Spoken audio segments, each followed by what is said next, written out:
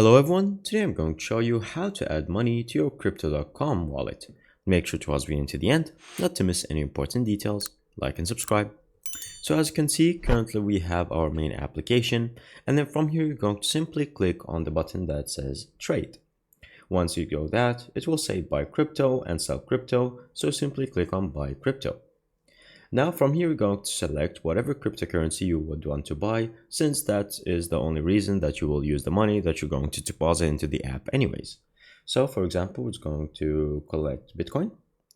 And then from here, you're going to decide how much Bitcoin you would like to buy in whatever currency. And then there's a button that says pay with. Now for the button that says pay with, you're going to click on it right here. And you have multiple options, including one of them that says Euro account. Now, this might change as USD account depending on your region.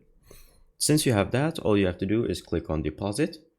And then from here, it will tell you to open a Euro account to deposit your account by crypto. And so from here, once you click on agree and continue, it will ask you to verify yourself. And once you provide your ID and your face, it will simply allow you to enter your credit card details and add whatever amount of euros that you would want to keep on your account. And that's how you deposit. Thank you guys for watching. See you next time. Bye bye.